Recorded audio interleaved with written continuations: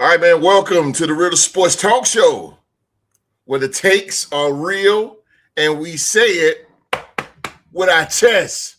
We got a big show lined up for you tonight, man. We are starting in the NFL with the Dallas Cowboys owner, Jerry Jones. He said he is ready to spend a lot of money in free agency. The question is the Cowboys finally about to make a big move? Or this is just more talk and more blah, blah for old Jerry? We breaking it all down, ladies and gentlemen, and we got a mystery NBA discussion. I got a mystery NBA discussion for the illustrious podcast panel, and they're going to break it down tonight. And trust me, this is a topic you are going to want to hear. So buckle up, everybody. Get comfortable. Get ready for some real sports talk right here on the Sports Talk Show. I can't accept the loss. I'm hard-headed. There's a little bit of madness to my method. Many falling off that fine line that I'm treading. I risk anything to be great, and I'm not letting nobody rob me of my victory. Number one, that's what I'm meant to be. When by any means, only thing that makes sense to me, I can make nice or make history. I got that dog in me, yeah. Turn me up. Big energy, got the crowd going nuts. I got that dog in me, yeah. Ante up. I take on anyone. I don't need a one-on-one. Got that dog in me, yeah. I'm talking all bite, no bark. I could rip your squad apart. I got that dog in me, yeah. Ante up. I take on anyone. I don't need a one-on-one. Got that dog in me, yeah. I'm talking all bite, no bark. I could rip your squad apart. Got that dog in me. So what's up? Yeah. So what's up? I told her move over. Enough of that mediocre. I've been the man since cruising around in the stroller. I got ice in my veins like a cut in Minnesota. Why not show you how I'm built? Come a little closer. A lot of heart, been smart, aura gotta glow. We can restart, give head start, still get the same result. I'm about mine. Don't you get it confused? I'm a win. All right, man. We thank you guys so much for being here with us. It is Saturday night. Well, in this Saturday night, wherever in the world you are right now watching us. This is the Real Sports Talk Show, and around here, man, we talk about the hottest news going on in the sports world, whether if it's NBA, NFL, baseball, whatever. You want it, you want us to talk about it, we will do it. So you out there in the live chat, man, if you want to, you guys in the live chat, oh, man, thank y'all for coming in. Y'all coming in. Jesus, they coming in a hurry, too. Live chat, what's going on out there? If you guys want to chime in, and you guys want to talk with Q-Dog and Rockstar Rock, man, if you guys have any questions for these two gentlemen right here, please feel free to do so, man. Because here in the Real Sports Podcast, we actually interact with the live audience. And you know what?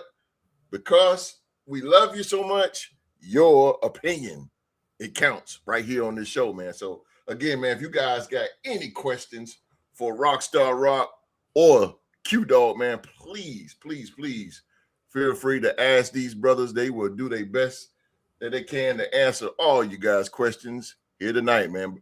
But before we get into tonight's topics, let me introduce you guys to the best damn podcast panel on YouTube. Joining me tonight is a man who always brings strong takes. He keeps the conversation lively. He is a living legend.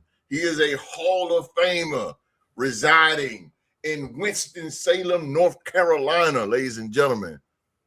He representing the iconic purple and gold colors of the 17-time world champion Los Angeles Lakers and the mighty Minnesota Vikings, ladies and gentlemen. He's a Hall of Famer.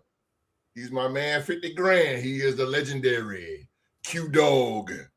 All right. What's going on, people? Glad y'all able to tune in with us this evening.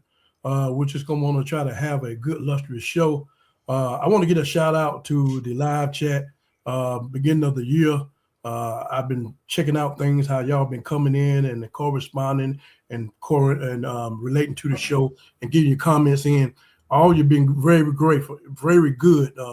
We're starting a new month in March, and I want you to keep it up. I think we're gonna have a good year for the live podcast to come in and be a part of this show. Like the host said, y'all comments are important. We're glad that y'all are able to come in and join us, and we open for all questions, and we try to give you the best answers that we can.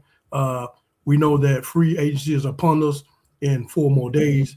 Wednesday, March 11th, start of the new year of the NFL football season. A lot are going to be going on until we talk next Saturday. So get your things, get your pen and paper out. Any questions you want to ask us about what players going here and what we think about it, we will be ready for you like always.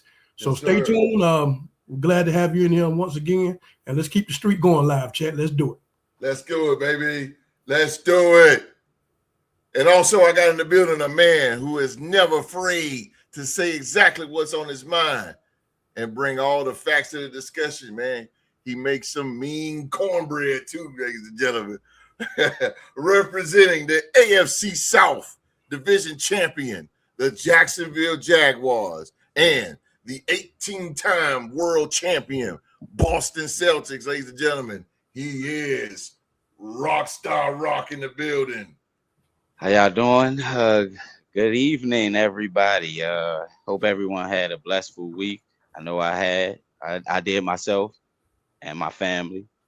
I also would just like to say big shout out to the man above and Real to Sports. Let's keep it going. Let's keep it going, baby. Real quick shout out to Supreme. Supreme out there, man. Shout out to Supreme. Doing some school work, man. So he'll be back with us in a few weeks. If you guys wonder where Supreme is, shout out to Supreme. Shout out to the MVP, Young Mark. Shout out to Mark and everybody else, man. Everybody else. Oh man. All right. Let me see.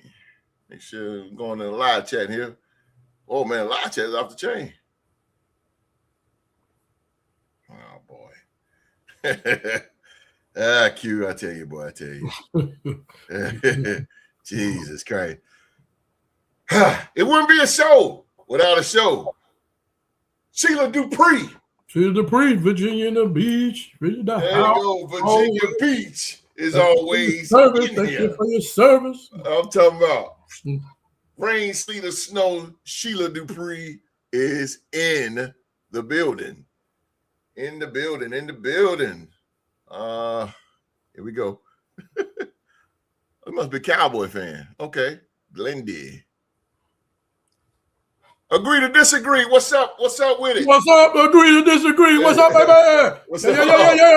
To the dog, baby? My man. What's up? There we go. Live chat. Oh boy. Yeah, I can some of this stuff. Yeah, boy. Rockstar Rock, baby. I appreciate you guys showing my. Hey, man, I'm telling you, if y'all got to hear these guys tonight. Y'all got to hear these guys tonight, man.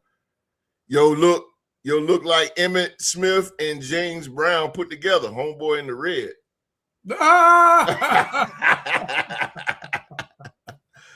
That's the legend you talking about there, Richard Lewis. Watch it now.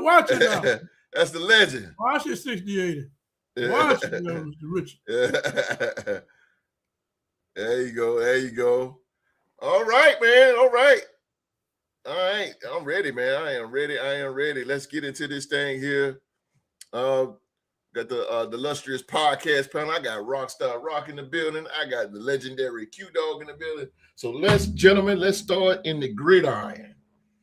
The good old gridiron. Let's start with the Dallas Cowboys. The Dallas Cowboys, this is one team, I swear, that every single year for the past 30 years, they are always in the mainstream. Always. You know why? Because they got a good owner. He got a good owner named Jerry Jones, who's very charismatic, and he keeps that team, no matter how bad they are, he keeps them in the mix. Mr. Homeboy T, agree to disagree is definitely in the building. Can't wait to hear it. Hey, where Simply Ken at? My boy Simply Ken. Bring Ken here. Bring his ass here. Tell him to bring him here. Stop what he's doing and come on up in here. I want to hear what he got to say. But anyway, Jerry Jones, y'all. Jerry Jones said that he is going to spend big money in the offseason with the Dallas Cowboys. So really quick, I'm going to pull up the cap. I'm gonna pull up the cap, man, because I don't know where he's gonna put his money out his ass, but he says this is the team. This is the team with the least cap space, least cap. 32nd is the Dallas Cowboys with 56 million. Then the Minnesota Vikings, then the Cleveland Browns, then the Jacksonville Jaguars, then the New Orleans Saints. He said, oh, okay. He said, put some respect on Q-Dog. No, that's right. Yeah, hit up City Kid, bro. Bring him on in here. Yeah.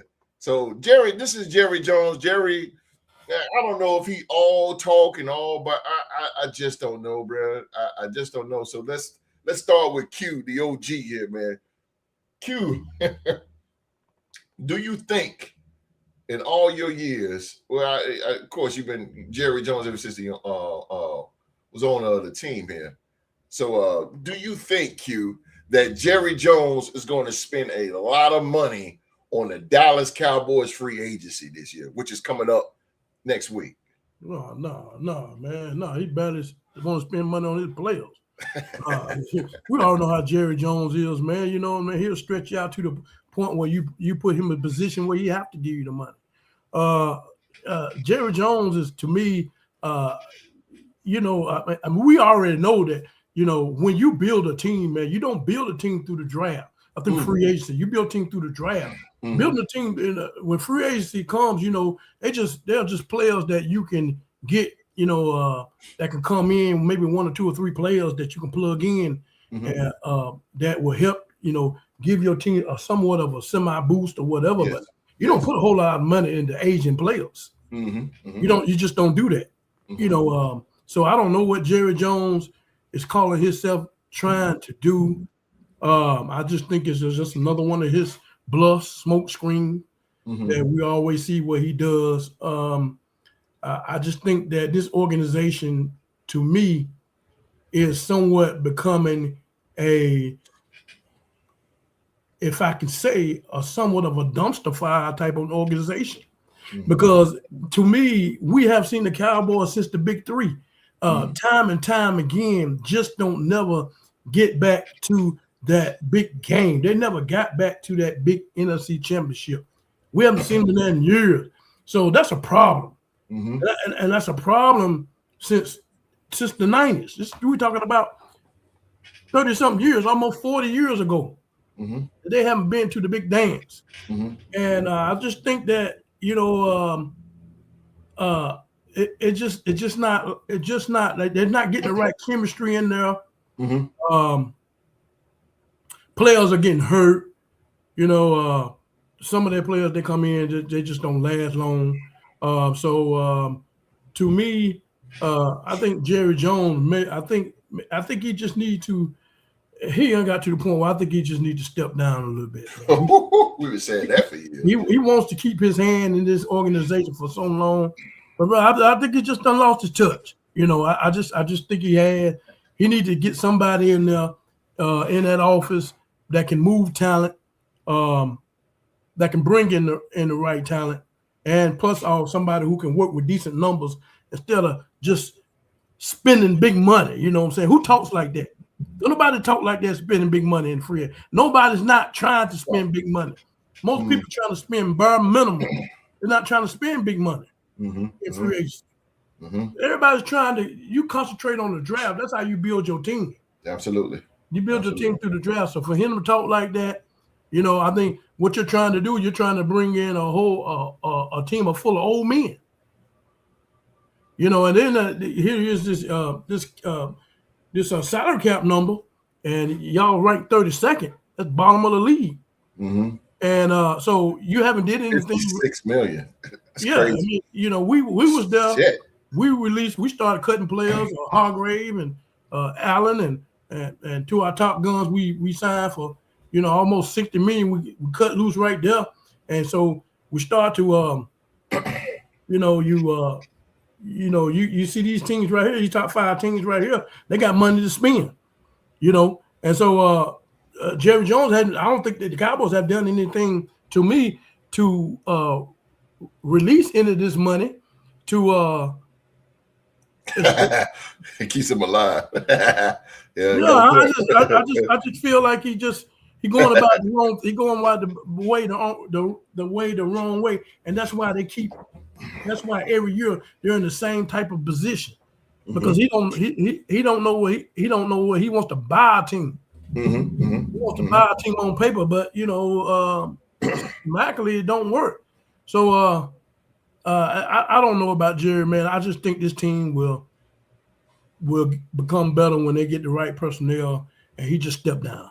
You know, get the right personnel, he stepped there, just let it go. Yeah, I don't see that happening. Yeah, he'll never let it. So we'll continue to hear from him and his delusional Cowboy fans for a long time. Yeah, bullshit. Rockstar Rock, man. Rockstar Rizak. Chef Rockstar Rock, I should say. What do you think about Dallas Cowboys? The Dallas Cowboys, Rock, I know you've heard time and time again about the free agency when they come down to this time of the year with the Dallas Cowboys. As you can see, man, they're $56 million in the hole. And this guy, Jerry Jones, who's richest franchise, the Dallas Cowboys, $6 billion, worth $6 billion, maybe more now. But last I checked, $6 billion, richest franchise in all of sports. But now he's saying that we're going to spend big money now on free agency. Do you think the Cowboy Jerry Jones will do that, or do you think that what up, Justin? Just one Cowboy fan. Okay. Well, we talking about your boys tonight. But what do you think, Rockstar Rock? Do you think he's going to spend a lot of money in the free agency? Yeah, absolutely. Okay. I'm gonna go the different route here because regarding the cap space numbers, these numbers are a little, they're a little flawed per se. Yes. Because the Cowboys, of course, they're 32nd in the least cap space. Yes. Because they signed CeeDee Lamb to a long extension, and that money is on the books. Yes. So when the calendar league year starts over, they're going to actually have cap room to make moves in free agency. Yep. Just like with Jacksonville, we freed up maybe $10 million in cap space. So that $16 million that we have right now as negative cap space, some of that's still with Trevor Lawrence's money on the books, and we still got to try to bring in to restructure either Travis Etienne or necessarily Devin Lloyd. So by the Cowboys actually franchise tagging George Pickens, it actually allowed Jerry Jones to be able to restructure some deals by the time that free agency starts sometime next week. I don't know the specific date per se. I believe 4. I believe Wednesday. It's on Wednesday. Yes, Wednesday. 11. Okay, 11. So let's say they got till Wednesday to necessarily reverse some of this cap and bring it down to where so they can make some moves. I don't know necessarily the intricacies of the caps per se. So I'm not going to really kind of go too much into it, but I will say this. First off, one thing he did is he did save money because he could have allowed George Pickens to walk, but he franchise tagged him. He can restructure some deals where some guys got low tier money, where he can get those guys off the book and free up cap space. Yeah. And with Minnesota, they just actually restructured some deals within their tight end cap room to build some space to try to make a move in free agency as well. So I mean, what's up, Ken? Looking at the numbers, if you look at the teams with the top 5 in cap space, outside of the Chargers, those other teams got young squads. Rookies on contracts or young guys because the Raiders, y'all just traded Crosby, so his contract's off the books. Y'all released Geno, so y'all actually gonna have a lot of money. Y'all gonna have a lot of money. The Titans, they just had a new coaching staff, so they had a lot of different rookies and mid-tier guys, mid-contract guys come on that squad. And the Jets and we know about the Commanders. They haven't really made any big splashes. They Appreciate just the made love. mid-level splashes, and they got a quarterback on a rookie Absolutely. deal. So the cap space per se, it's a little flawed when you look at the numbers when Oh, you absolutely. rank Yeah, them. it's not precise. Yeah, But you're right. as far as if Jerry Jones gonna make move, I believe he is. But I believe it's gonna be how he does. Like everybody we always pay attention to how he makes the moves. Right. You know, he always usually makes moves where it's like, you went after that guy and paid that guy that, you know, where there was a guy with this better talent you could have got if you was gonna give, you know, like what Q Dog was saying. He go after the guys that you like, all right, that man's past his time. Why ain't you go get the guy who can really making who can really making a deal, a great deal for your squad, you know? So, and I just look at it like, yeah, it's the same thing. I feel the same way. Until he steps down, or God forbid, you know, Jerry Jones passed away, that's when the organization is really going to skyrocket, because he cares more about the image of the Dallas Cowboys instead of the culture and it being a winning organization and being a winning franchise. You know, you got kids that are Cowboy fans that ain't gonna never maybe grow up and never see a Super Bowl.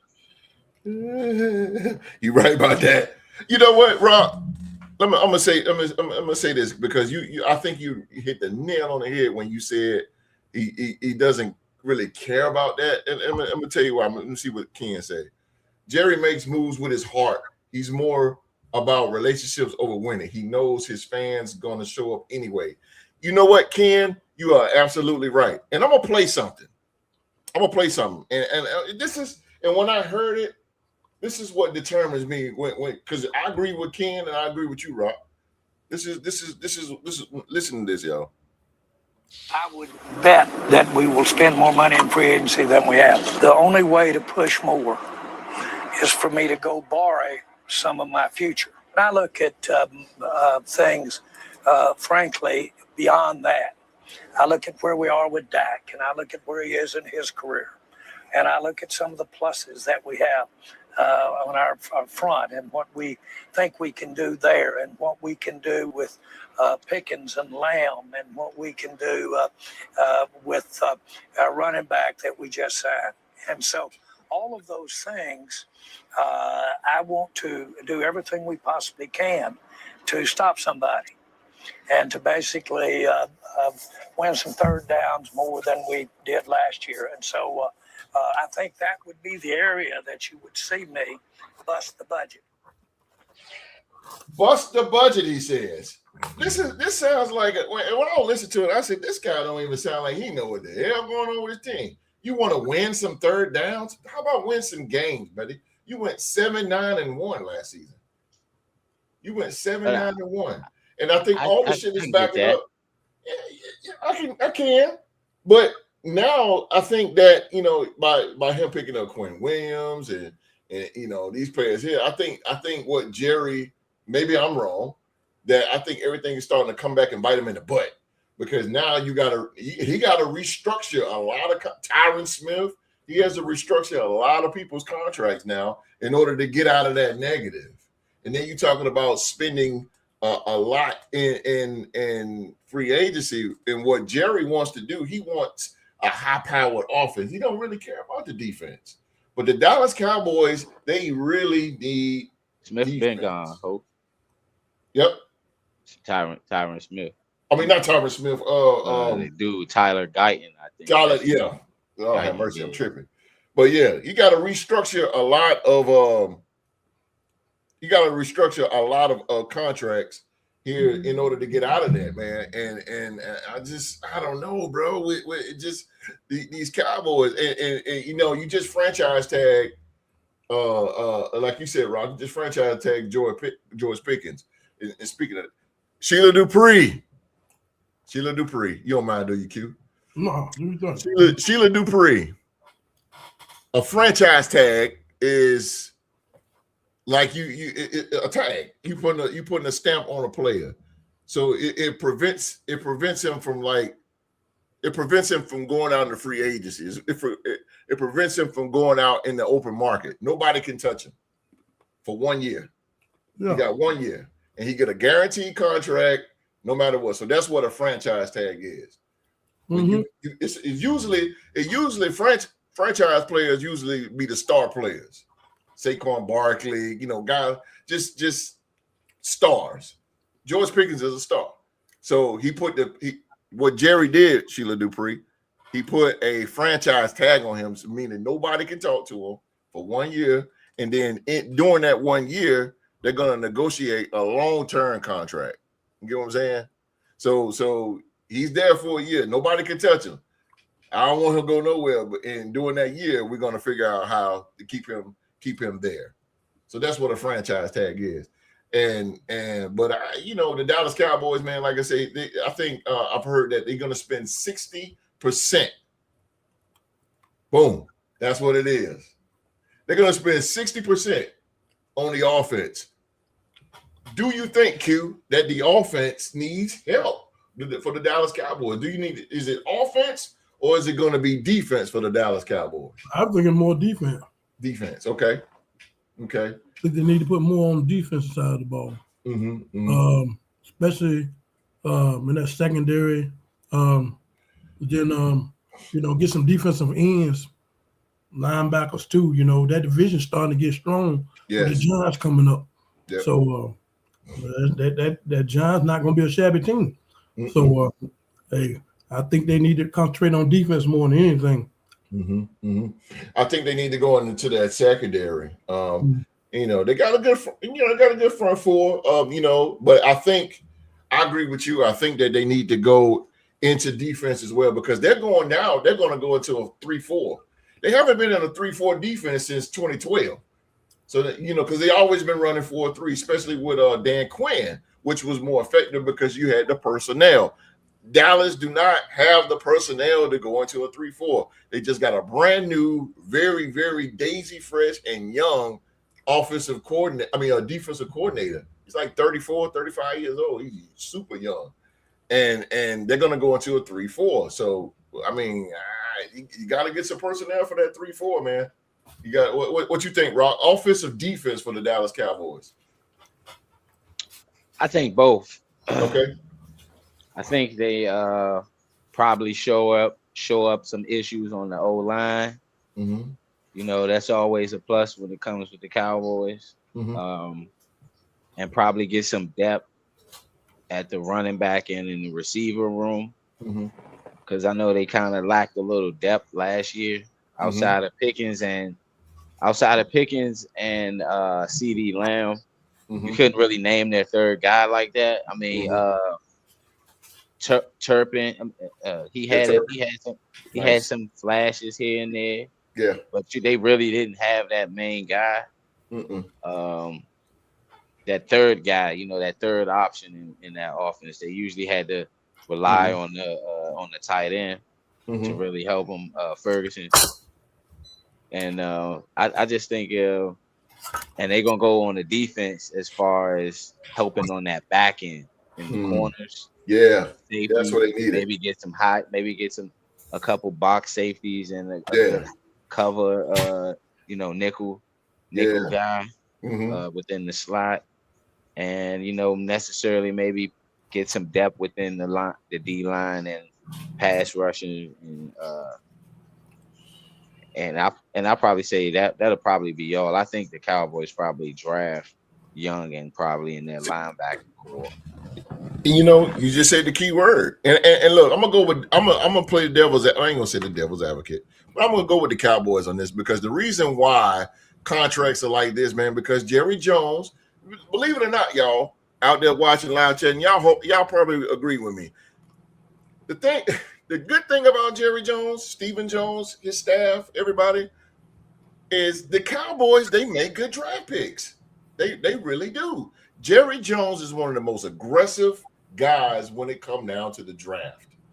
For many, many years, the Cowboys, that's one thing about them, they draft really good.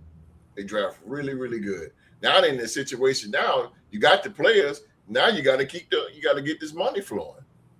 They draft really, really good. They draft really, really good.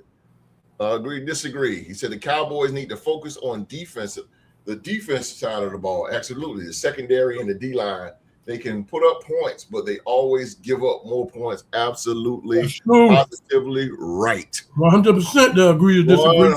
100%. 100%. Dak Prescott has played.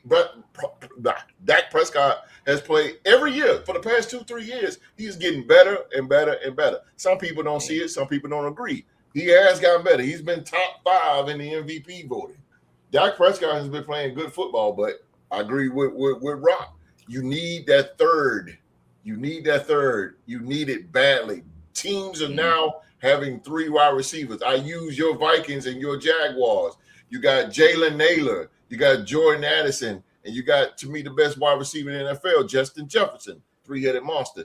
In Jacksonville, you got Brian Thomas. Then you got Jacoby Myers. Exactly. Then you got Parker Washington. Then you got Parker Washington. I was gonna say you got Travis Hunter. Hunter. He gonna play more. He playing more corner. He playing more on the defensive side of the ball next year. He gonna be the 4th option in the receiving room. That's what I'm saying. So he gonna be more on the.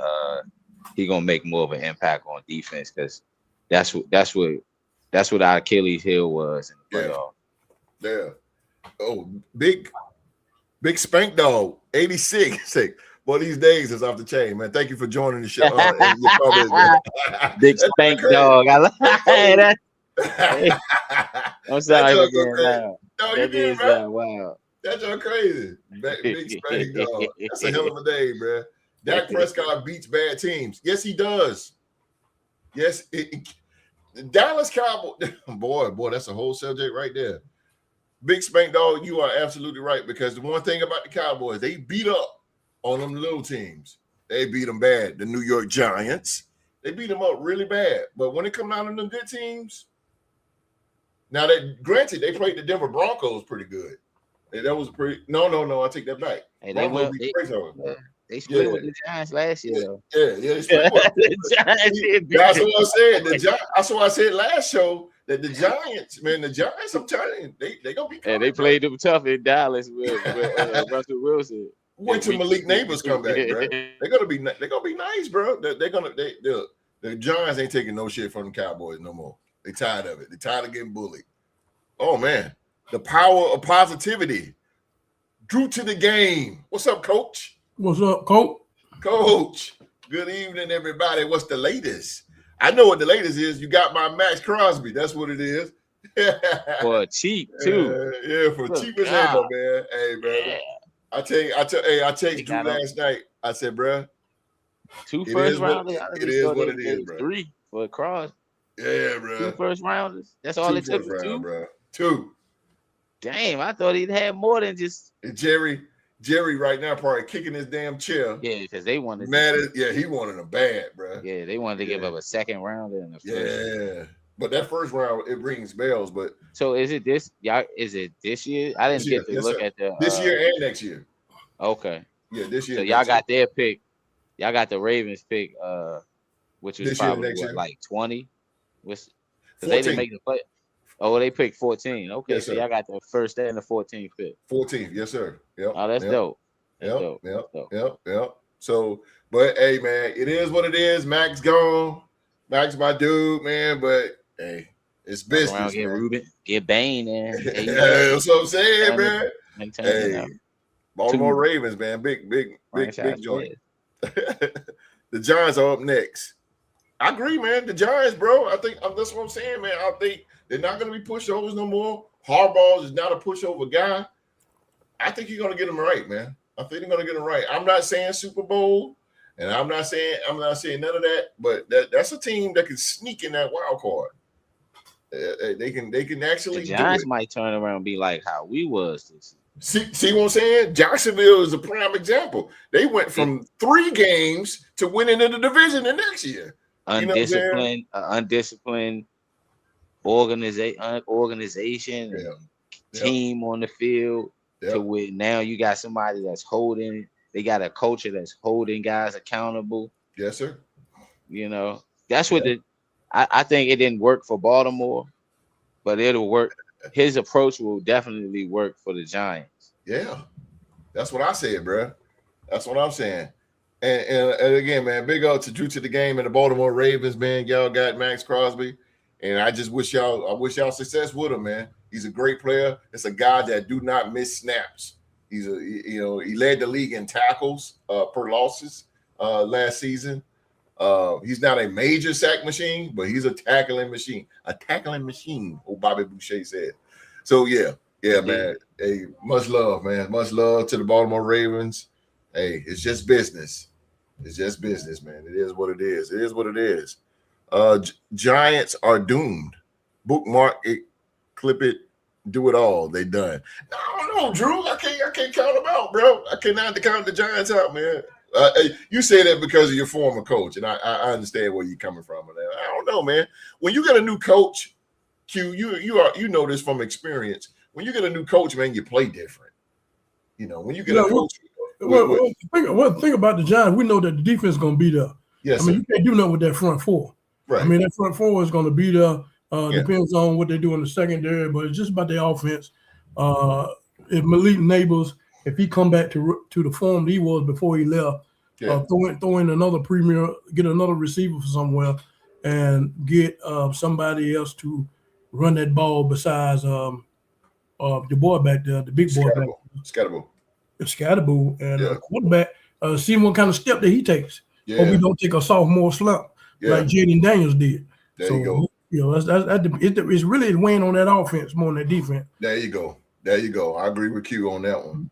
So the Giants were hard to beat last year despite their record. Now they are established. They got an established coach.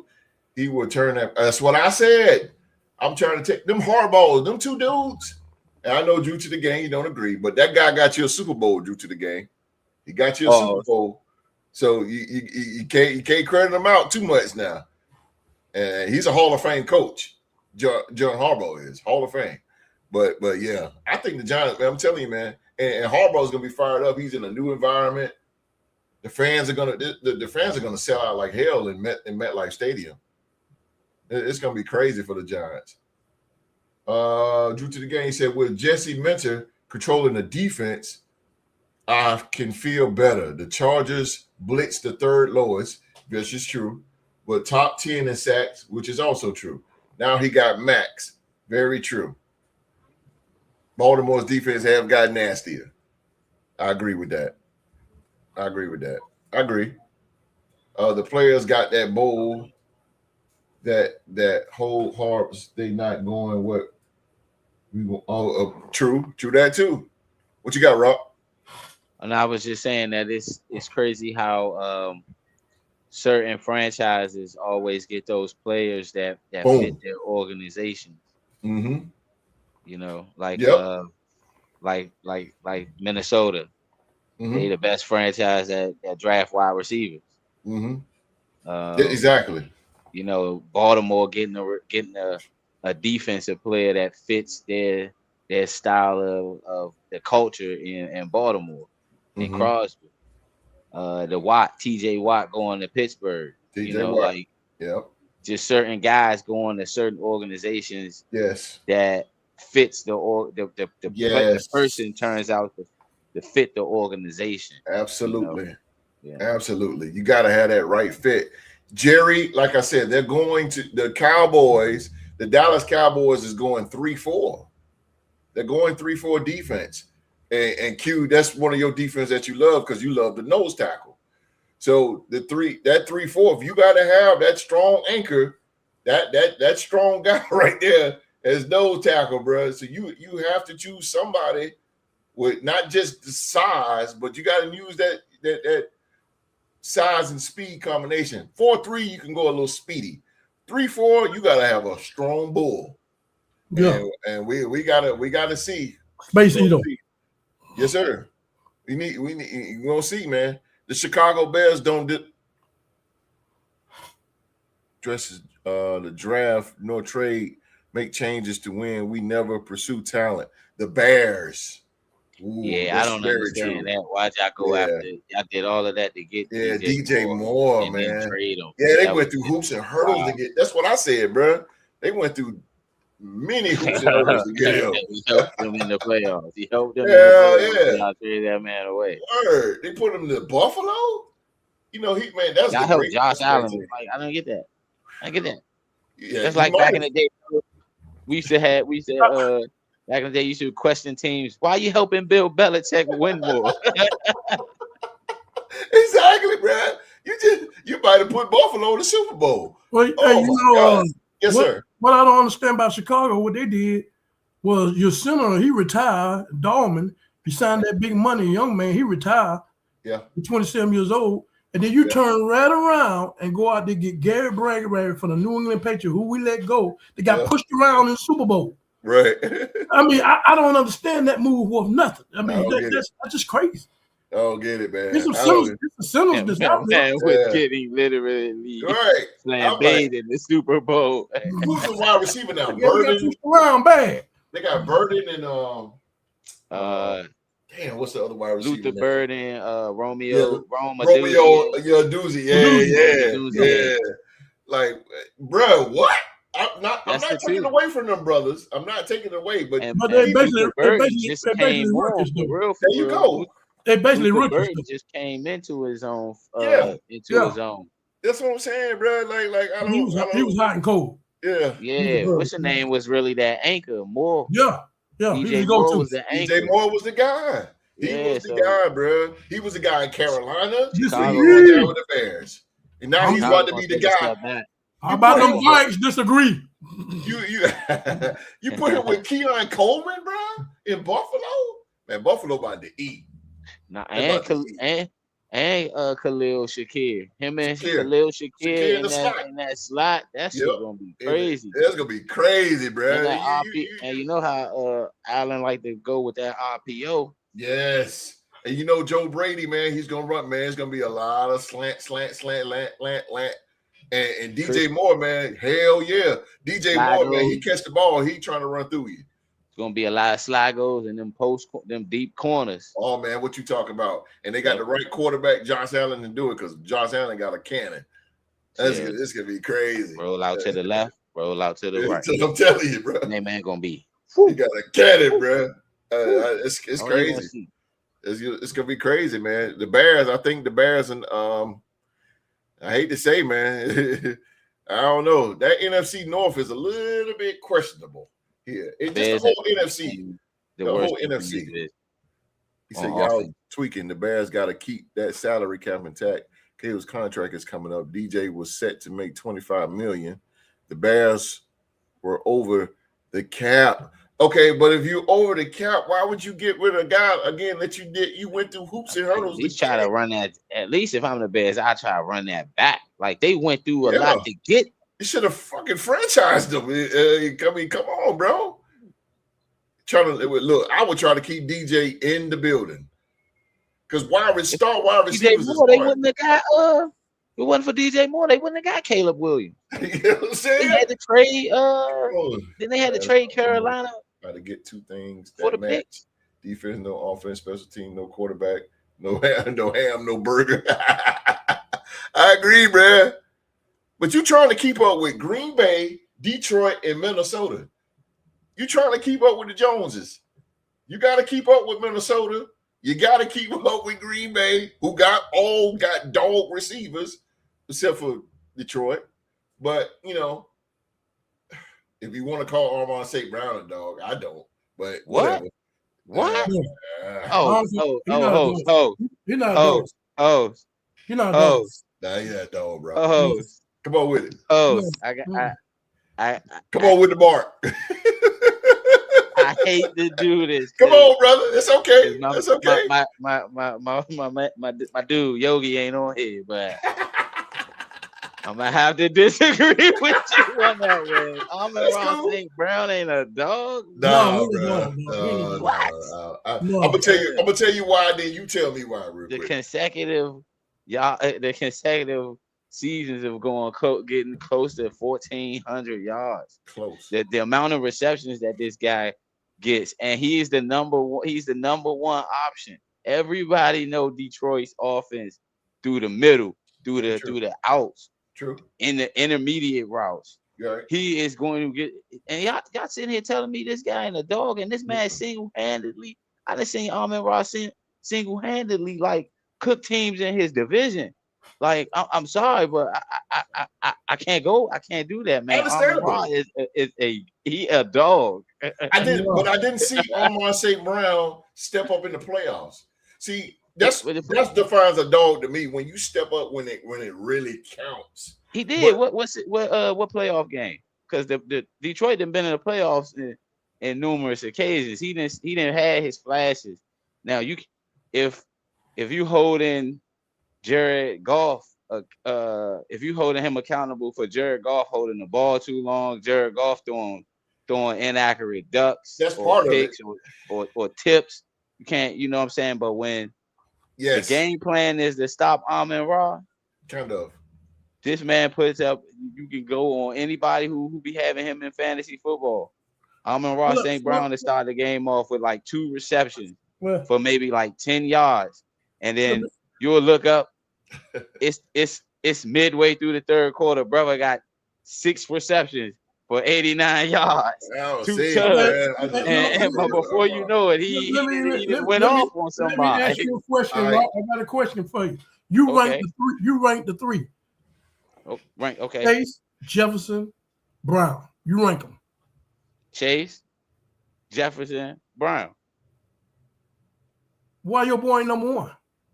Who, Amon-Ra? Yeah. Oh, I know. Amon-Ra ain't number 1 because he don't demand double team. He a slot receiver. He not a number 1. He not the outside guy. The 2 guys in front of him are outside guys. But the reason why they put him in slot because you can't get your hands on him like that, and he can use his speed. Right. But that's a good thing. You can't get your hands on Jefferson either. I mean, right or wrong? Can you not get your hands on Jefferson? Yeah, but you just ranked them for him. You rank your boy last. Right. I ranked Chase number 1. And you rank Jefferson second. Why your boy number 1 though?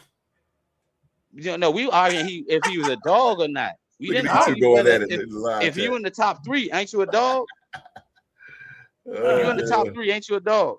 I can't see it. I gotta see more. If you're in the top 3, ain't you a dog? I'm just sorry. I think your boy Neighbors are more dog than he is. Malik Neighbors, he a young pup coming. But he'll dog. He gonna be a young bull. He gonna be way better than him. Neighbors a young bull. He in that young bull. I put him in that young bull of receivers. But if you want to say dog, then you gotta go like I said, Amon-Ra's up there. But you don't think Neighbors was a dog before he got hurt? He said the teddy bears. He was a dog before he got hurt. But he said the teddy bear. The Chicago Teddy Bears, bro. God damn. Oh, you talking about the Bears? Yeah. That gotta be the softest shit ever right there. The teddy bear. No bull. No, he up there in the top 3. If you rank the receivers, he got Amon-Ra up there. He in the top 5, some people's top 3. He a dog. If you in that. If you in that area right there, Teddy Bears. Oh, you say he a dog, so you say he a dog coach? I mean, host. Who? Armand? Yeah. Hell no, I think he overrated. No, I don't see. Look. Like I said, if Armand this year, if he can, I put it like this, bro. He's a puppy, but if he can't be a puppy and. Malik Neighbors is a dog. Oh, come on. What are we doing here? No, it's the differential, though. How? Because Malik Neighbors can put the team on his back. I haven't seen Armand put the team on his back. How many wins have Malik Neighbors carried the Giants to? But Malik Neighbors was the only target. We're hearing cricket. So that means that his play don't lead to winning. You know what? I'm gonna be honest with you. I don't think Malik is Jared Goff a better quarterback. Everybody says that. I don't think Malik is a dog yet. I don't think he hasn't played consecutively yet. He's a young bull. I can agree with you on that. He's a young bull, but is DJ Moore a dog? DJ Moore is an upcoming. He's a top player. I wouldn't say he's a dog yet.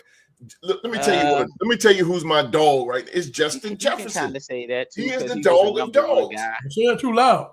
Justin Jefferson is the dog of dogs. I'm trying to tell you when it comes down to wide receivers. The reason why I know it's right there, it's me personally because of the Buffalo game when the guy caught the ball with one fucking hand with 4th down. That's a dog. He don't go across the middle like that. He don't take a lot. He don't take a lot of brute hits like Jamar Chase. That's not a dog. Taking hits don't. In that case, Puka Nacua is the ultimate dog. You're a receiver. You ain't supposed to get hit. Yeah, you're supposed to get hit, but a dog mean like taking over the game. Give me the ball. Yeah. Terrell Owens was a dog because he wanted the ball. He demanded. Jamar Chase don't do that. He don't do that. Would you take Puka Nacua? I didn't say Jamar Chase cut up a whole Baltimore Ravens defense. Jamar Chase is a dog. Would you take Puka Nacua or Brown? Which one you take? Puka Nacua or Amon-Ra St. Brown? Yeah. That's a no-brainer. What are we thinking? No, that's not a no-brainer. That's not a no-brainer. That's not. Because we haven't seen Puka Nacua without Matthew Stafford. But Puka Nacua make the big catches. No, but I'm saying he's within a system where as though the quarterback is accurate to get him the ball. No, I'm not making excuses. It's levels to this. How long has Amon-Ra St. Brown really been putting his name on the map since he's been in the league, right? He's got longevity over Nacua. Run across the middle. Am I right or wrong? That's very true. Because of the concussion. Longevity matters as far as when you want to rank these receivers. You can't just say, okay, this guy that had a good 3 years based off of if Matthew Stafford get hurt next season, Puka Nacua, true. He don't be he ain't healthy. He don't last a full 17 game season. He be in and out of the lineup. So you got to take that into accountability. How much Amon-Ra St. Brown is available and dependable, and he be playing through injuries. So that's my whole take on the whole situation. I think his numbers. No, and you're not wrong. You're not wrong. I'm not going to disagree with you. You're right. But I think Amon-Ra St. Brown numbers has went down since. If numbers wise, of course you take Nacua.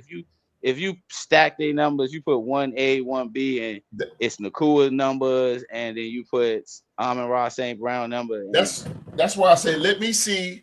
This is me personally. Let me see next season because they got a new offensive coordinator. Mm-hmm. You know, part of the reason, again, I'm gonna say this real quick and I'm gonna shut up. Kevin O'Connell had Cooper Kupp top MVP. He was top MVP, Cooper Kupp was in the MVP race. Kevin O'Connell was the offensive coordinator for the Rams. Ben Johnson had the Detroit Lions, one of the top offenses in the league, led by Jared Goff and Amon-Ra St. Brown.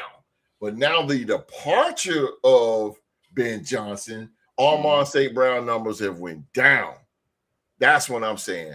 So now, in order for him to be a dog, though, we have to see more Amon-Ra St. Brown catching game winners. We have to see Amon-Ra St. Brown getting, I ain't gonna say a whole lot of yards, but me personally, I want to see the offensive coordinator. I'm saying that again.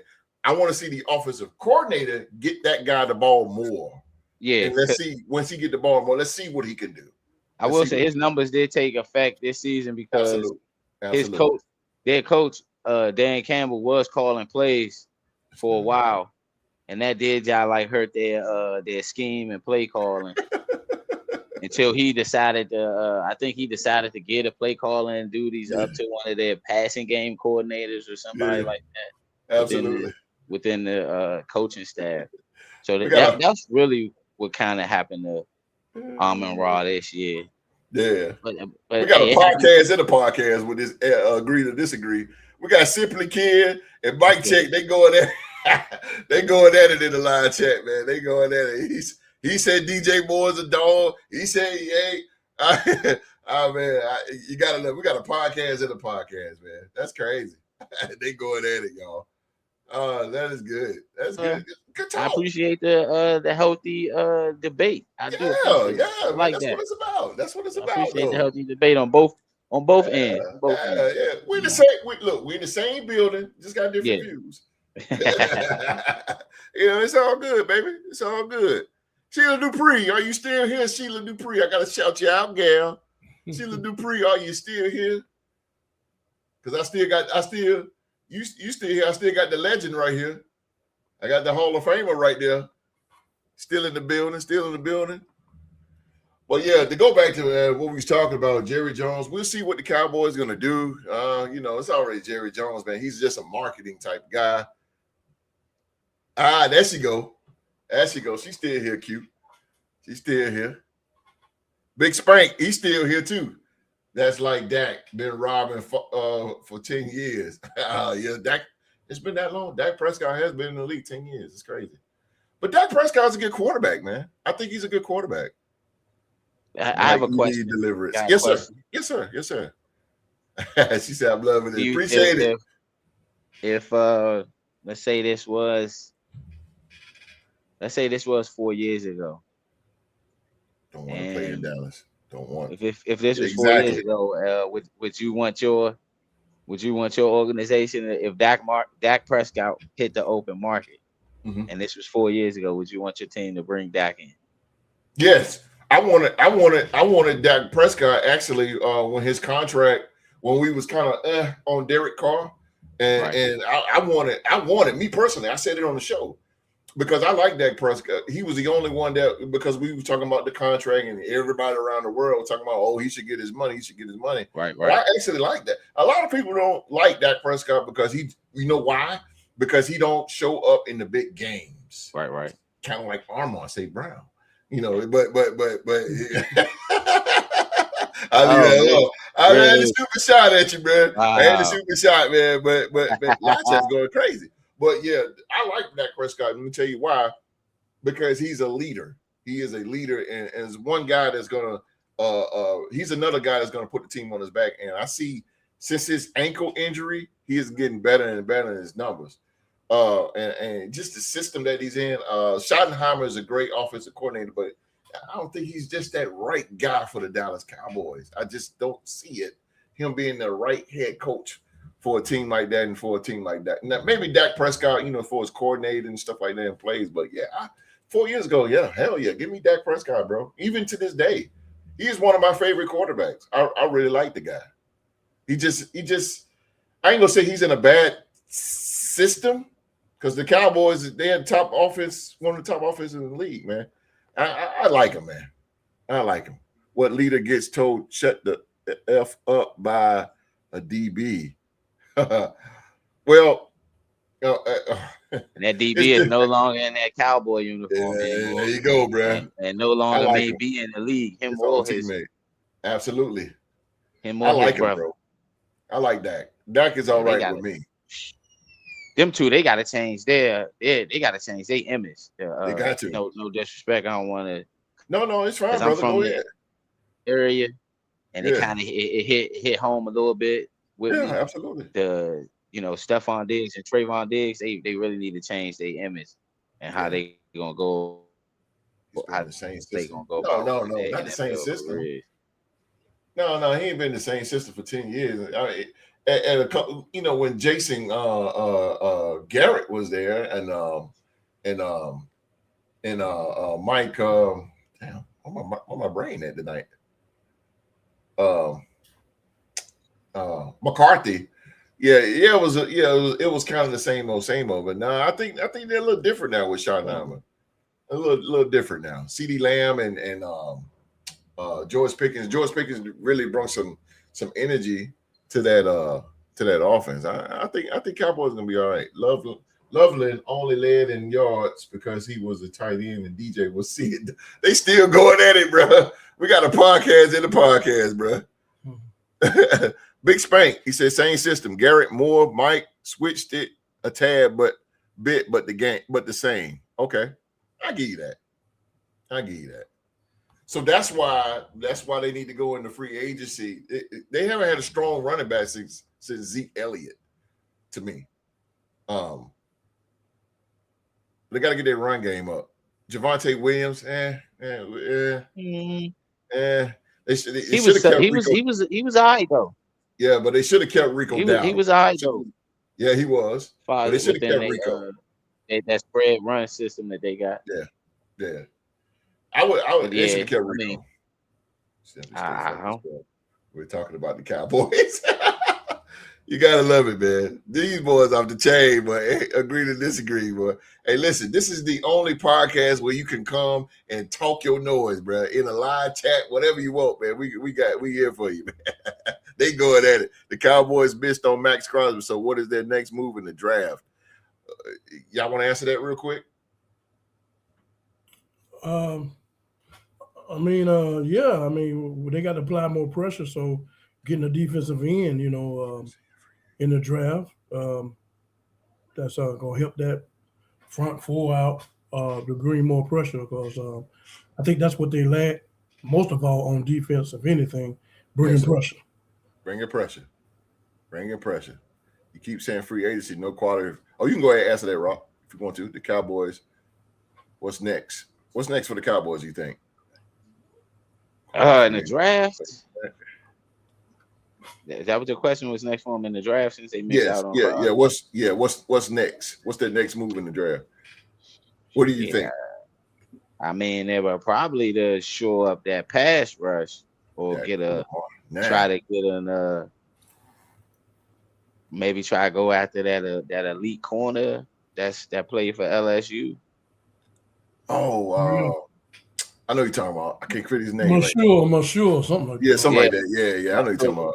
Yeah. Big Spank said defense. Everybody's saying defense with the Cowboys. Yeah, because their offense is okay.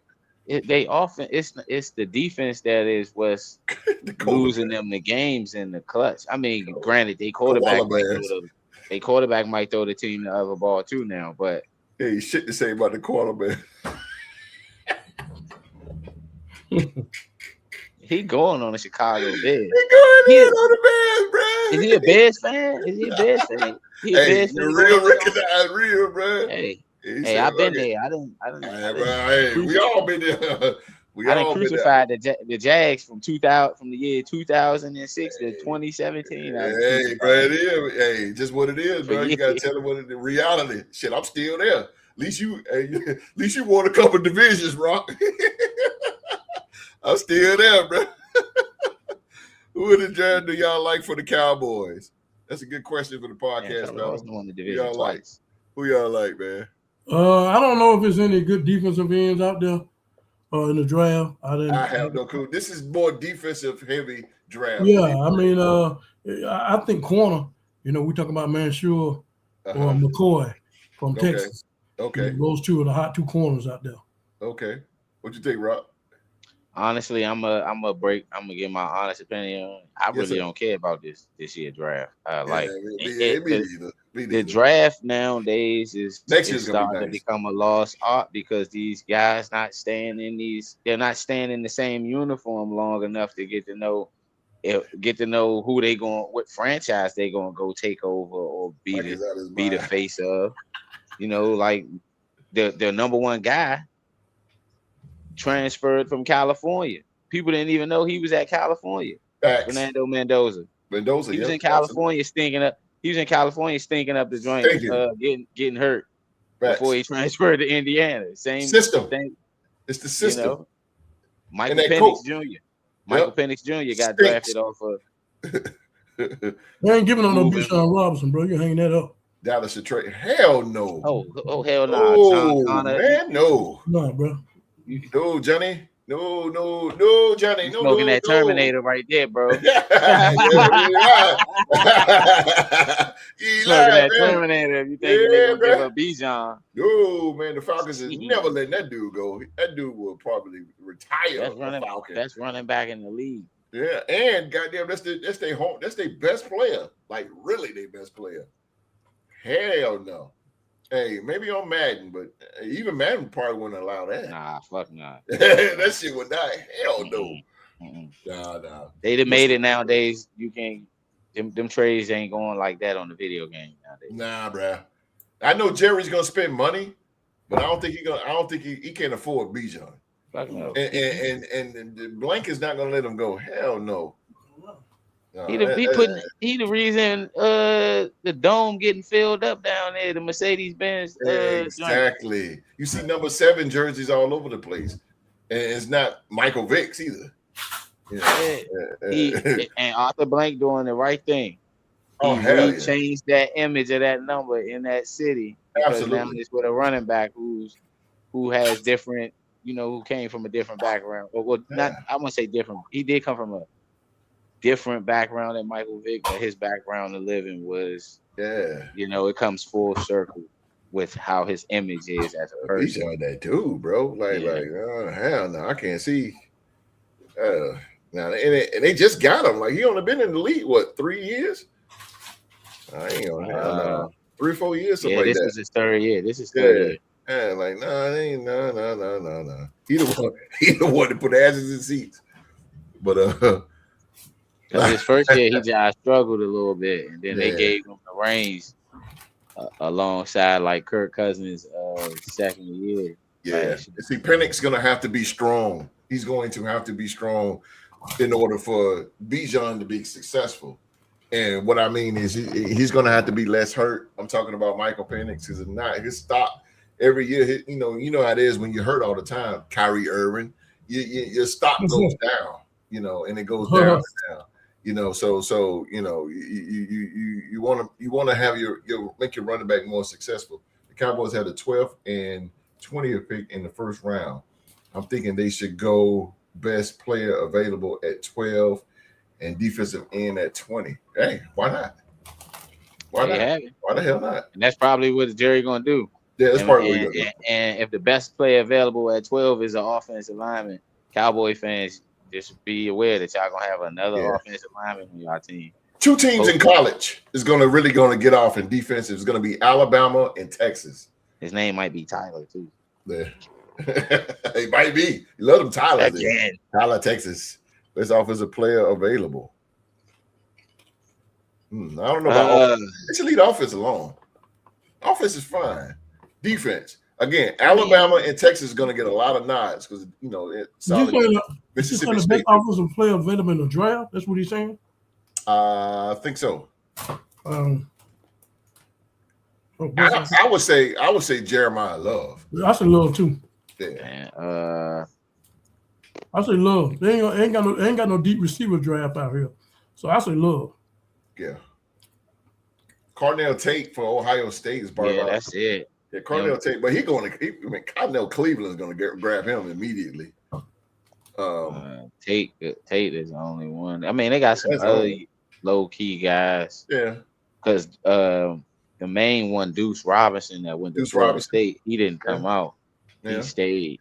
Your boy Smith stayed from Ohio State. He stayed. Yeah, he couldn't leave. No, he can't leave. And what's the name staying too? Quarterback, Sand. He's staying too. So who cares about Ohio State? They fizzle out when they get to the pro. I mean, Jeremiah Smith could have left this year, right? Or he could have left. Right? He could have left. But he's staying with Sand. They're trying to win that championship. They're trying to win that shit first. That's what they're trying to do. The offensive is fine, but Jerry Jones is in love with the offensive side. Of course. He's always been an offensive guy. Yeah. I said the same thing. If I just said it, if the best player available at 12 for the Cowboys is an old lineman or somebody that's on the offense, he gonna make that move. Oh yeah, absolutely. He gonna pick that defense in the first round, the late first round, because of the value gonna be different to pay that first round for an extension. Right. This was a great discussion, y'all. I can't believe we went a whole hour with this shit. I was like, I didn't even think we was gonna go that long, but it's good. It's good, man. We got one more for y'all. One more, and this may go another goddamn hour, but I ain't gonna say nothing, y'all. I'm gonna try my best to keep quiet and let these guys do what they do. Nah, this ain't gonna go the next one. Right. Yeah. But here we go. Really quick. And I want to pick you guys' brain. And Lodge, I want to pick your brain too. Agree to disagree. Might check. Simply Ken. Hell, even Sheila Dupree. Why not? Sheila Dupree. You know enough now, girl. You get your 2 cents in. There you go, Sheila.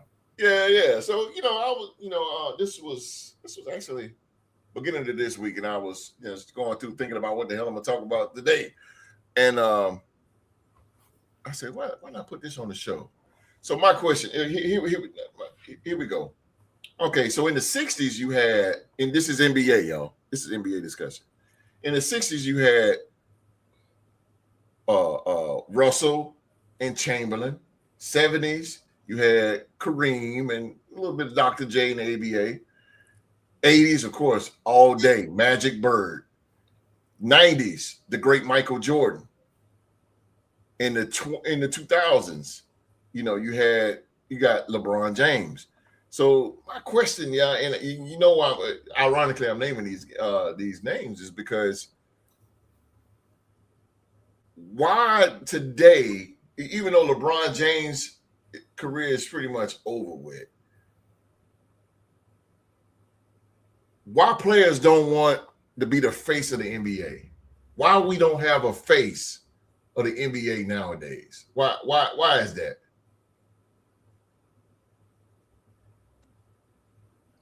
These guys right here, these guys could be the face.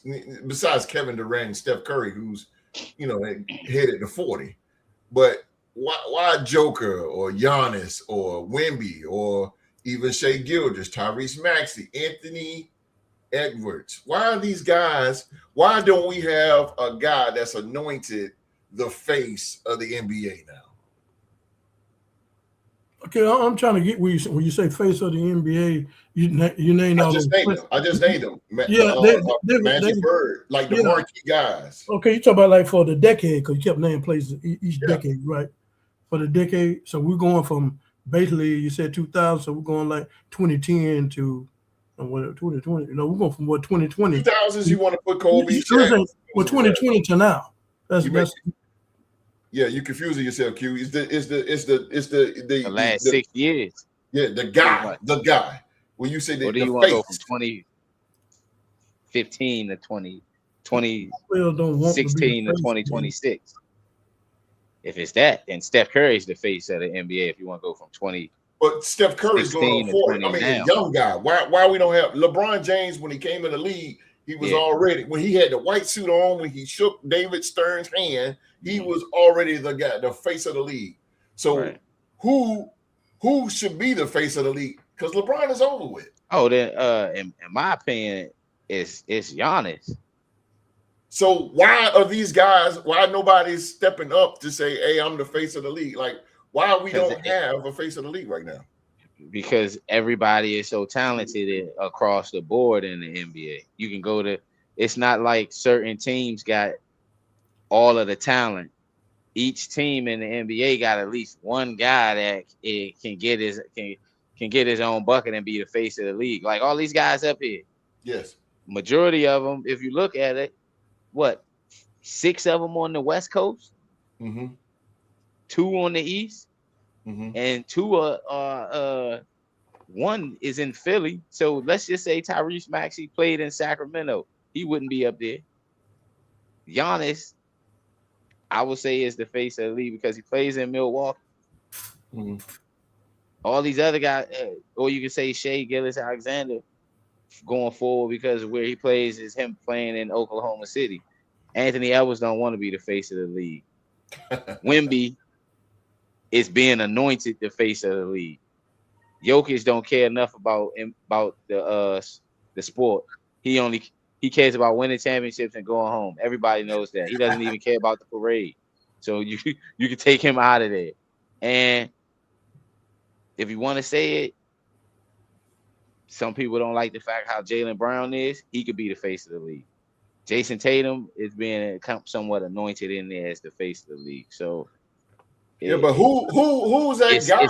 It's not a definitive guy anymore because the NBA is in good hands with the talent that is all around. See, when the eras that you name, in those eras, it was rare talent. You know, think about the 60s. That's rare talent what Wilt Chamberlain was doing, what Bill Russell was doing. Yep. The 80s, the 70s. People wasn't seeing that. So the evolution of the game has changed.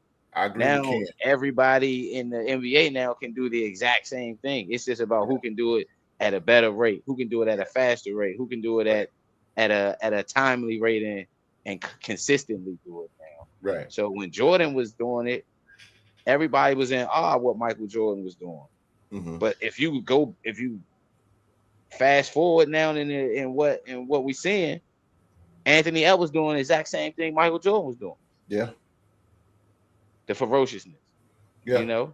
Absolutely. Uh, Charismatic. Jokic dribbling the ball like how Shaq used to bring the ball up when he was young in Orlando.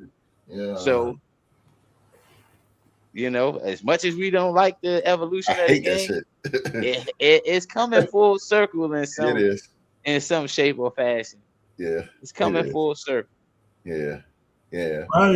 So Q, you understand the question now, like why? Okay. I just kind of figure, to me, what's hurting a lot of these players, and you're saying being a face of NBA, you named all those players like that. I mean, we don't have dynasties no more. There you go. Now you're clicking on something. Man. Yeah, that's a word that's got be a stinker. Yeah, so you know, we got players that play good and on different teams, but as time goes evolve, we don't see players, teams are being that are dynasty. And most time your dynasty teams are within a decade of period. I mean, at least when they're prevalent and they at least getting 5 championships within those 10 years. Yeah. So I just kind of feel like, you know, it's kind of hard for some players. They win one year and then they go into dormant the next year. You know, it's not a consistent thing. Then the players around them, they don't have a big three no more. There you go. Hold down the dynasties. Yeah. To me, I felt like the what's the name, the Pistons. I mean not the Pistons, but I felt like the Boston Celtics was well on their way to being a dynasty. Absolutely. I figured they were, but now they got to pick up the broken pieces back. Now you get Jason Tatum healthy back and everything, and get him back rolling. But I thought they was on their way. But you don't see teams out here that that really build that dynasty to want to, for these players to be the next face of the NBA.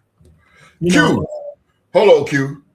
Q, I gotta put this, bro. Sheila Dupree, holy smoke. Sheila Dupree just dropped a bomb, and she is absolutely right, Q. She said, a heavy head carries the crown. Who are these players that wants responsibility these days? Whoa. She killed it, bro. She killed the Q. Yeah, she hit a home run on that one. Yeah, she hit it. She hit it, boy. She did. But go ahead, brother Q. Yeah, I mean, that's exactly what she's saying. I mean, I just think that they don't care nothing. They don't care nothing about that. No, they don't care nothing about that. No. And I think. Do you actually, in the same response, do you think a lot of these players care about when they leave the game what their name should be? No. Do they think about what LeBron James trying to do? Why he's staying so much in the league? He's really trying to put that damn bar so fucking high that there's no fucking way you got to stack 20 million to reach that damn 20. That ain't. I mean, do they think like that? Do they think like that in the league? I'm gonna do everything in my damn power. Because one day my day is gonna be over with in the league, and nobody else gonna be able to touch the things that I do. I don't think they do that. I don't think they think about that. Right. They don't come into the league wanting to be once they must elite when they're gone. Yeah. They're just playing right about now. Just be playing. If they win a championship, so hell be it. Yeah, I agree. I disagree with that one. I agree. But Jason Tatum is that player. Oh yeah, Jason Tatum. He's something special. But it's yeah. Go ahead. He the player. I guess I gotta go with that then. If you want to use that criteria of a player that wants to come in the league and leave a name for himself, then it has to be the two. It's the two players that play for my squad, Jaylen Brown and Jason Tatum. Yeah, they could be. Because when they leave, their numbers is going to be hanging in the rafters. Oh hell yeah! Of course. But you got to win championships though. They won one. They got one. They've been in multiple in this. You got to win. I put the S on there. Not a championship. Not a championship. Championships. Well, let me say this, and I promise I wasn't gonna say that. Your Lakers ain't been to a championship since the bubble. Oh, hell, here we Well, go. Lakers and Celtics. But the players that we're talking about, they win more than one championship. Yeah. You got to win. You got to win. Y'all best player. The Larry Bird, y'all the Michael best Jordan, player. the Kobe sent Bryant. them to y'all. You got to the win last time championships. he played us in the You got to win championships, baby. One ain't gonna cut it. Yeah. Two ain't gonna cut it. The reason I reason why these guys are not being is again, somebody put it in the live. I think two championships to cut it because this guys that's in the Hall of Fame that ain't got no rings. Jason Tatum is not the face of the league. He couldn't get in the game in the Olympics. That like it for him. That don't mean nothing because that was because of Steve Kerr, man. I'm gonna say this, and Eric Spoelstra. Like, come on, he played against Golden State in the finals, and Miami is a heated rival of the Boston Celtics. Oh, so Jason Taylor is off his baby-ish. Dude was elite talent, but has baby food for a heart. Damn! Oh, damn! Don't know about all that. Baby food for a heart, but Brody just came back from an injury that everybody just told him he should have sat down. Damn. I killed this image. I ain't lying. Bro, stepped up when people keep saying that he can't step up. So I mean, hey, that's your personal opinion about him. I'm not here the reason why I think that we don't have a face right now is because of social media. And I don't think that these guys and everybody in the live chat, y'all probably agree, because I'm just going back what y'all saying. Sheila Dupree, she hit a home run on that. Heavy the head that holds the crown. That these guys do not want their business out there like that. Anthony Edwards could be easily the face of the league, but he's a private type guy. When you're the face of the league, you're gonna get criticized. Hell, I mean, but he don't want that. I can tell he don't want that image, bro. I ain't gonna go into this personal stuff, but I think these guys just don't really care about it like you guys are saying. I don't think and Michael Jordan and all those guys, they didn't really care. But the thing about it, and Kobe Bryant should have been the face of the league too. And I think a guy that's the face of the league, meaning the face of the whole organization, is somebody that we can gravitate to that that does things on the court and off the court as well. We all know Kobe Bryant to be a killer on the court, but Kobe Bryant he's a good guy outside of the court. That's the whole thing about this situation. Michael Jordan came in and he took the Detroit the Pistons. He was beat down at first. The Pistons beat him down. He came back and he beat him. Boom. Thank you, Sheila. But I think that's what it is, man. He said private guy. He put that, okay. Yeah, you know what I mean, though. These guys can't handle that. Michael Jordan was the guy, probably the last guy, and maybe LeBron too. LeBron is starting to clap back because, like I said, social media is when you're the number one guy, people are going to ridicule you. They're going to talk crazy stuff about you, and you got to be able to handle it. And I don't believe these guys can handle it nowadays. Michael Jordan was the face, and Michael Jordan blew up. We all wearing his shoes. He wearing his clothes. You look on NBA jerseys, college jerseys, what you see, that Jordan emblem. He was a face. He was the guy. But go ahead. No. I would say this. I think what it is, where it's to be the other way around. The narrative absolutely can. The narrative. Yes, sir. Is that these that the players are necessarily they get in their feelings and things of that nature when they're answering back to people on social media. Yeah. But they gotta understand the ways of interacting with athletes is way different. You said they get in their what? Players get in their what? Feelings. What? No, this is what's the perspective of that's being stated when people that are on social media interact with players get in their feelings about what someone from social media stated. Yeah, they do. And I will say this: the reason that them players may get in their feelings is because it's different. Yes. Like someone could say something about Michael Jordan. He knew who they was in the paper. Their name was printed right there and there in the paper. He can have his person, he can have anybody go up to that person and say something to him. Yeah. Now somebody can get on social media, make a fake name, bash your whole career, and you don't even know where this person exists or not. They can't bash my whole career if I'm out there dogging everybody I see. Yeah, but they can find any little thing. No, that's the thing. It wouldn't matter. I mean, you can say what you want to say, but my play on the court is extraordinary. Can't nobody in the NBA can't. That's why Michael Jordan. You could talk about him, but he's gonna take it out. He's gonna take it out on the court. It don't even be they play on the court that matters. That if they take person, you can have somebody flee your account and you're on social media and you're an athlete, don't know who it is, and someone's just randomly saying something about someone in your family. You don't know that person. Yeah. It's level. That's what I'm saying. It's always levels to how certain things is. You can't say it doesn't matter, but somebody can get on right now on our live chat and take a personal shot at any one of us. And they do that. They do that. The host will tell you they do it every week. Yeah. They do it every week. I don't know about that. No, I'm just telling you. The host will tell you they do it every week. Okay. They coming in and you don't see it, but don't see it. Yeah. But we still push it to the side to be the best that we can be. Yeah. You know what I'm saying? We don't let that bother us. No. I mean, if you caught up in that like that, because if that's the case, then this show wouldn't be the show it is. If we worry about what people come in the live chat and say.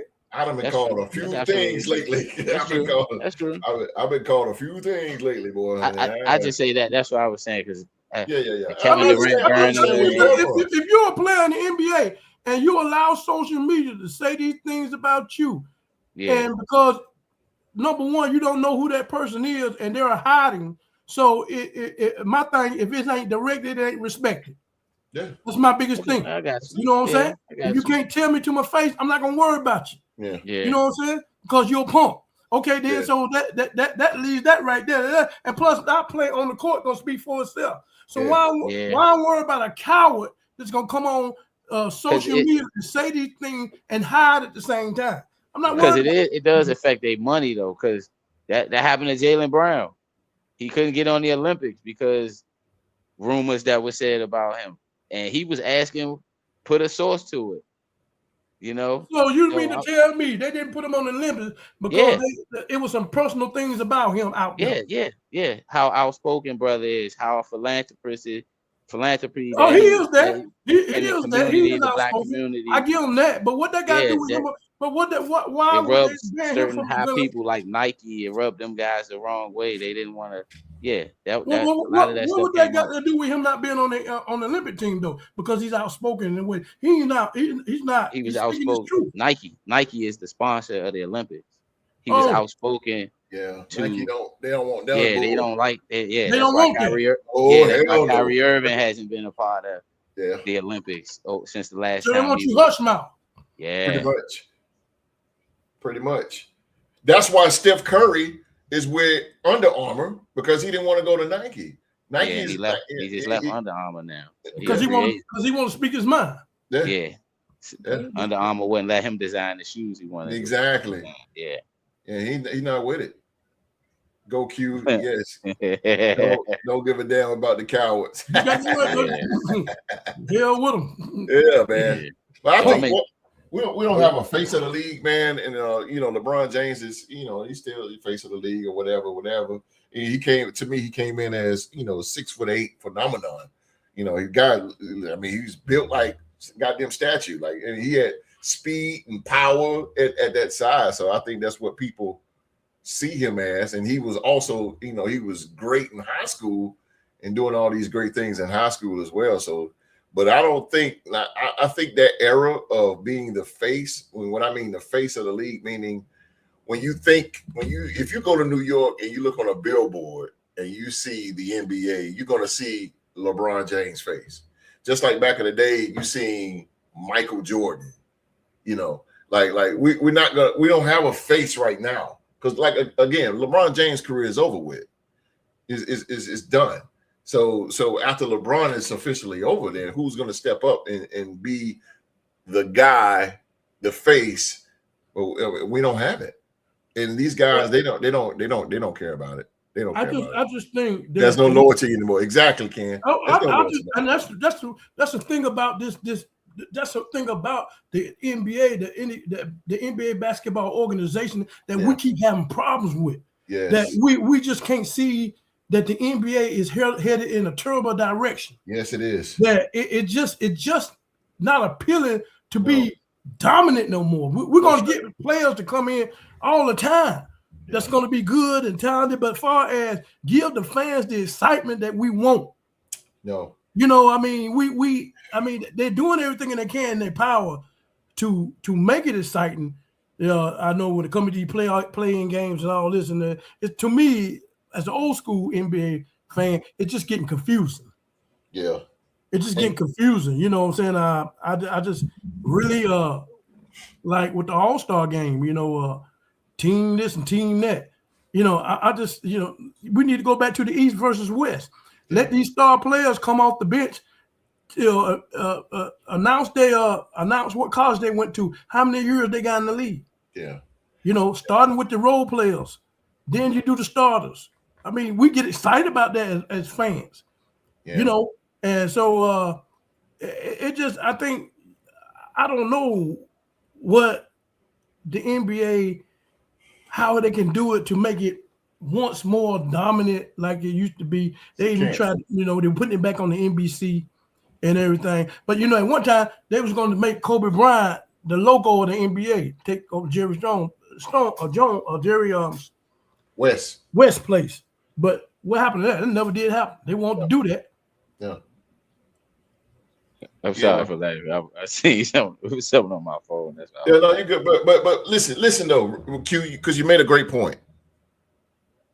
I think the NBA is aware, and I know they are aware because the viewership has went down. Like Simply Ken just says, no loyalty anymore. And I think what he means by that is these guys, these players that you see right here, besides Steph Curry, Tyrese Maxey, Shai Gilgeous, Giannis, Wemby, Joker, only guy up there, Kevin Durant. But these guys jump from team to team each year or every other year or something like that. And these guys do not stay loyal to that. It's just a bad look. That's part of the reason why a lot of fans are not digging LeBron James, because he goes here and he goes there and he goes here and he goes everywhere, seeking out NBA championship. But, you know, what happened to the guys? We talked about this on the show in the past. Reggie Miller and Kobe Bryant and Allen, I won't say Allen Iverson, but, you know, Reggie Miller, those guys like that. They built dynasties. Yeah, they stayed with their teams 20 plus years or whatever, through thick and thin. You stay through thick and thin. And that's when you build credibility with the fans. Because when you stay thick and thin, then you finally get that NBA championship, man. That right there, okay. Then you become like the dog and the Hall of Famer and a loved one and anything like that. But these guys don't care about I don't think they don't care about the fandom. Everybody's just in for the bag nowadays. They don't care about the fans. And the NBA knows that because, Q, you just said it. The NBA now is so desperate, they went back to NBC. Now you got Hannah Storm and Bob Costas out here. These guys are way over the hill. Why are they still doing this? But they're reaching to try to bring the 90s, the most exciting era in basketball. They're trying to bring it back to what it is now, but you cannot do that because you don't have the competition and the mentality and the level of these guys they had in the 90s, man. And then the thing about it, a lot of these teams that we see that make it to the NBA championship and win the finals, we don't see them back again next year. We don't even see them back in the championship game. No. There's no consistency and dominancy. No. You know what I'm saying? Not at all. They win, fall back 2 more years. Well, injury played a... Injuries, yep. Injuries plays a lot. Why they get hurt? Why they get hurt so much? In Indiana not going back. These NBA players stay hurt so damn much. It's pitiful. Yeah, Kyrie Irving. Look at Joel Embiid. Anthony Davis. God damn. Paul George. I mean, I don't see how they wish still holding on to this dude, man. Paul George. Oh my God. But Zion. Fucking it's crazy Zion, though. bro. As much as we say a lot Anthony about Davis. Look at Anthony Davis, man. you got to do like Kawhi Leonard that didn't have so many injuries and he's still hooping. Mm-hmm. So, I mean, NBA, you ain't got a shelf life in the NBA like in the NFL. Yeah. That's why I got a lot of respect. I got a lot of respect for right. That's true. I got a lot of respect for Giannis, a guy who hardly gets. He got injured recently, but he hardly gets injured. Kevin Durant, he hardly gets injured. I want to say. No, I don't say about the Kevin Durant. I want to say about Kevin Durant. That boy. Not. He's not out for a long time. Is what I'm saying. Steph Curry, everybody gets injured, but they're not out for a long time to the point where it's starting to hurt your team. Is what I'm saying. But nowadays, you guys are right with the injuries because you turn on a game right now, and I'm like, damn, you see one of these guys sitting over there with street clothes. I'm like, damn. Like Kyrie Irving, I'm like, damn, Kyrie Irving, he got all the dribbles and all the handles and all that, man. But bro, you can't even stay healthy for 20 games. You know, John Wall back in the day was so talented, bro. But I'm like, damn, John Wall, you can't even play 15 games. You hurt. Like, god damn, like what's going on here? Anthony Davis hurt. But when he's with the Pelicans, he was there all the time. Well, the question is, why does Stan hurt so much? I don't know.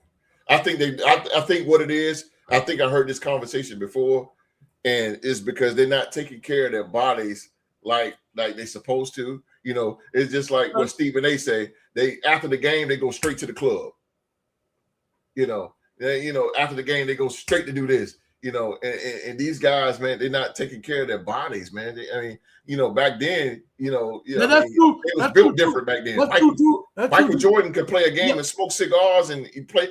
Michael Jordan play a game, an NBA game, and then go the next hour go play golf. But that's true, because damn Dennis Rodman after the game, he go in the goddamn locker room, jump straight on the bike, straight on that motherfucker. See. So they showed him do that. They built in his last dance with a cup in his hand. He was nowadays, these guys are just not. They're not. You don't see hard work no more like Kobe Bryant. You don't see Kobe Bryant had cameras in on his practices and his workouts and stuff like that. You don't see that nowadays. A lot of that off-season workout, these guys don't have good off-season workouts. No, sir. And what they do show on social media is when they in the gym playing pickup game. That's not working out. You're playing a pickup game. That's nothing. Kobe Bryant had, when he was actually, again, it goes back to if you guys got Netflix, you go look at the Redeem Team and how they were saying that, and I'm going to use Kobe Bryant again because he's just the ultimate guy to use. That Carmelo Anthony, LeBron, Dwayne Wade, they all went to a club, and here it is 4:00 in the morning. They coming up on the elevator. They see Kobe going down. He going to the gym. 4:00 in the morning. They just coming up from going to the club. Kobe Bryant going to the gym 4:00 in the morning. Going to the gym. He going to the gym, bro. He going to the gym. Yeah. See, you don't see that though. You don't see guys like Kobe Bryant grabbing the torch and saying, working hard. Yeah, and Kobe Bryant said himself, I didn't come here to party. I came here to win championship. Come in to win. And that's what separates now from then is these guys. You don't see that now. You don't see none of these guys up here. Maybe Giannis, but you don't see guys working hard. Jason Tatum. I see Jason Tatum. Jason Tatum works. He works. Because the Olympics gonna be difficult. Like I get why y'all asked this question. Because when it comes to Olympic play in the future of the NBA, I mean, as far as the NBA players representing the Olympics, yes, like the guys that they're gonna have to put together, they're gonna have to really put like a real mature group of guys to necessarily represent the game of basketball for Team USA. Yeah. You can't just put you can't put a lot of young guys on the team and think it's gonna work. That's not gonna work. And because this Olympic team right now is just busted. Well, you say Kevin Durant already playing. They don't take it seriously like the '92 team. No. They wouldn't take it seriously. That's why you say you're not putting a lot of young guys. I wouldn't say take it seriously. It's just I think now that countries they don't fear us, and now that you're right about that. You got motherfuckers.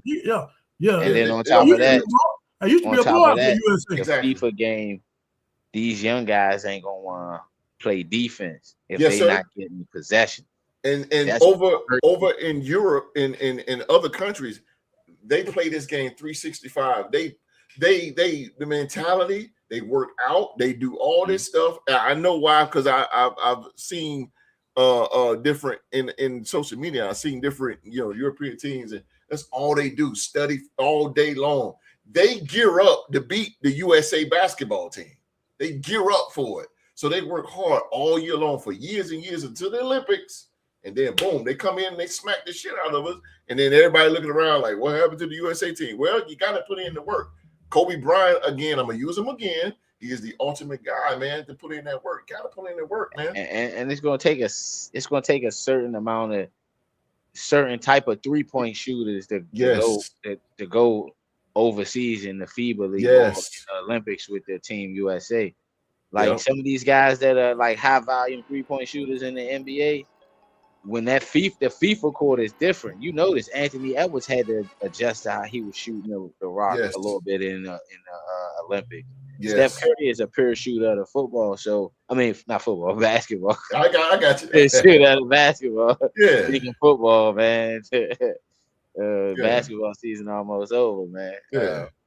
But yeah, Steph Curry a pure shooter of the basketball. So it was. We don't have a guy for the USA basketball team that's like Kobe Bryant. We need a guy like that that's going to be like, hey, look, man, I'm going to the gym. Lead by example. He didn't say y'all need to go do this. No, he led by example. We and Q were just talking about this other day. He took out Gasol. He told them, I'm gonna take his ass out. Yeah, he's my brother, but right now he's the enemy, and I'm gonna take him out. And Gasol knew he was coming.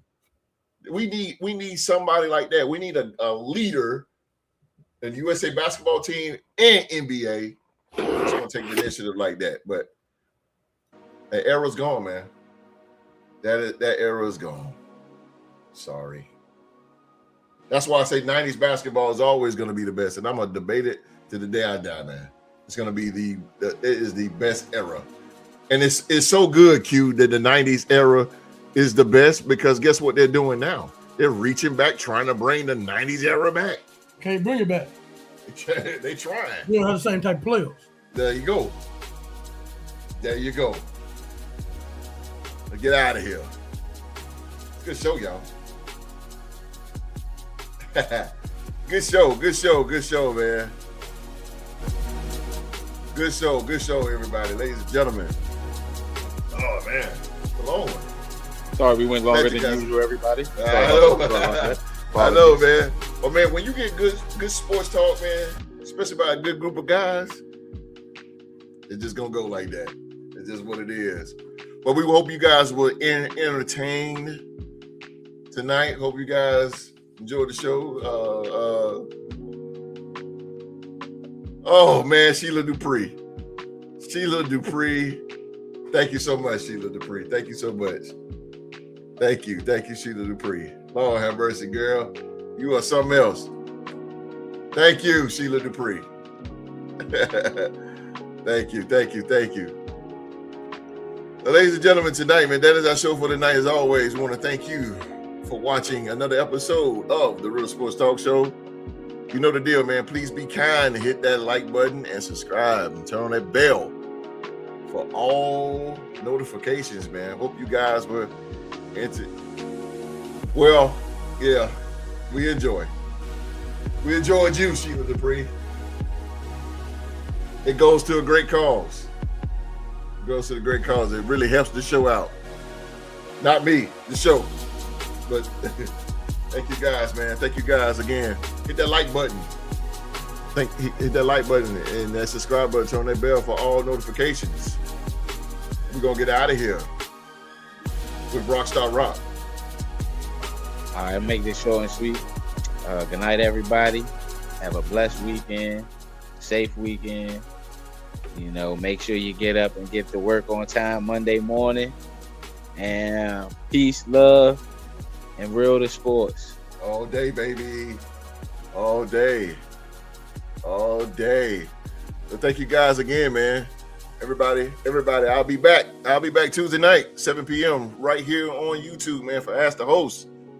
That is the show that's made by the sports fans and for the sports fans. And that is your chance to be part of the conversation. You can ask me any sports related question or bring up any sports topic you want to talk about, man. I'm here for a whole hour. Whether it's, oh man, appreciate you. Agree to disagree. Thank you guys for joining. Man, y'all went at it in the live, man. We appreciate y'all. Mic check. All right, then, my brother. Well, Mic check and Simply Care, man. Oh, skull, baby, skull. I'll be checking y'all out as well, man, on y'all show as well. I'll be coming through when y'all go live. But again, man, thank you guys.